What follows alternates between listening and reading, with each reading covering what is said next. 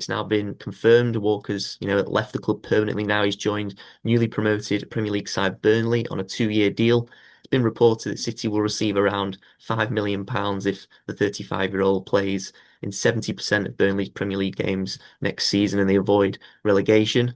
Walker spent the second half of last season in Italy on loan at AC Milan, but they decided against signing the right back on a permanent deal. So he will now continue his career back in England with Burnley, providing some invaluable experience to Scott Parker's side next season.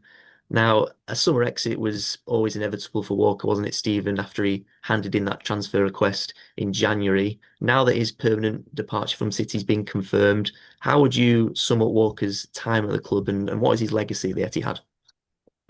Yeah, the best ever right back in Manchester City history, probably the best ever right back in Premier League history.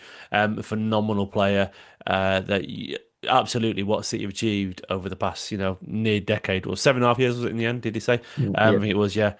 Without Kyle Walker, it's just simply not possible. I think the system that we've had, he enabled it as a relative cheat code with that extreme and absurd physical ability that he's got, while also being obviously, incredibly dedicated footballer on the pitch, very liked by his teammates, and yeah, just a guy who relished the big games and the big battles and made City the best side in the world. Literally, we were the best side in the world when Kyle Walker was at his peak and City were at their very best. And it obviously there's been it's been a sour exit, sadly. I think ultimately it comes probably down to him as an individual, how he's handled it. There's lots of stuff off the pitch and so on, and I think he left under a bit of a cloud with rumours that Guardiola wasn't best too pleased that his captain has to leave mid-season because he'd had a tough time and he wasn't in the team.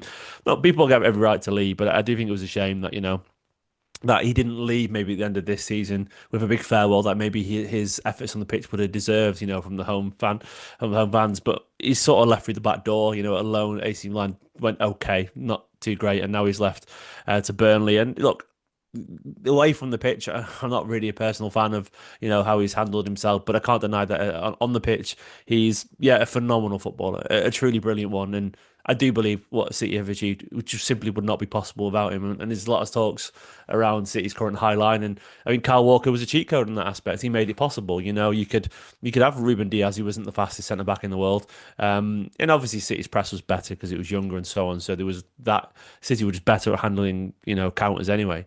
But you had this guy who could, cover an absurd amount of pace from a standing start, better than anyone else in world football, arguably. That pace was absurd. And you had people like Neymar and Mbappe and Vinicius Jr., people like that, who would run at him and he would best them at his very best. You could not get past him. And all these greats of the game, all these world class wide players say that Kyle Walker, many have said that he's the hardest player they've ever come against. And that is his legacy. That will be his legacy. Once all the off the pitch stuff has died down, I think people, one questionably, most people would have him in an all time Premier League 11.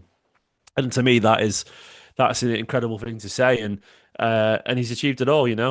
Four in a row, a treble.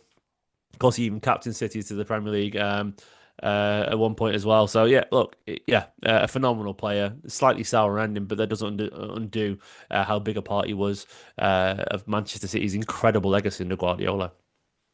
Yeah, exactly. Huge part of that success at City under Guardiola. Walker was briefly linked with clubs like Everton and a few Turkish clubs, but he's decided to join Burnley. He knows the head coach Scott Parker well, of course, after they played together at Tottenham. And after speaking with Parker, Walker said that joining Burnley was an opportunity he jumped at. For you, Stephen, were you surprised at all that Walker's joined a club like Burnley? And do you think now that it's a good move for all parties?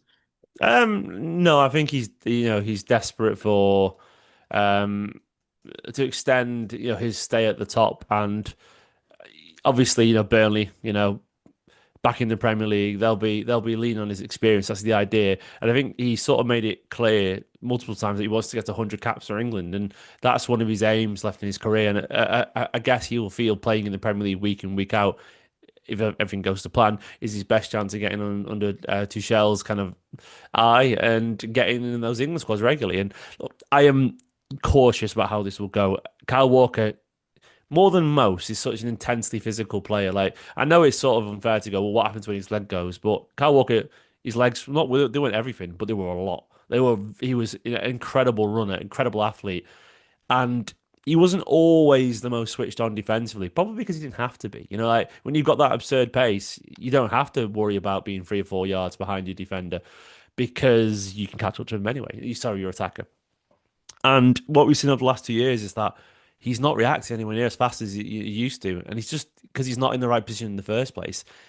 The flaws in his positional game are really highlighted, and I think he's trying to lean on that still, but he just doesn't have it. We're seeing people like Semenyo last season were just burning him for pace. Matoma made him look a bit silly, unfortunately. That was like a best part of a year ago. Will be a year ago when the season starts because it was early last season when he was struggling. I'm not sure if this will go well for him at Burnley in a team that's going to struggle. And I might be wrong. I might be wrong. He might step up and relish the challenge. He might enjoy the environment. But I feel that his time at the top has might come to a relatively dramatic conclusion here. And look, I hope it goes well for him. I know a few. I live halfway between the Etihad and Turf Moor, so I love north of Bury. So I know a few Burnley fans around here where I live, and I sort of want them to do well just for him, for the friends I've got, and also for Carl. Don't want to see it go terribly, but I'm not confident at all. I think it might be a tough time at Burnley for him.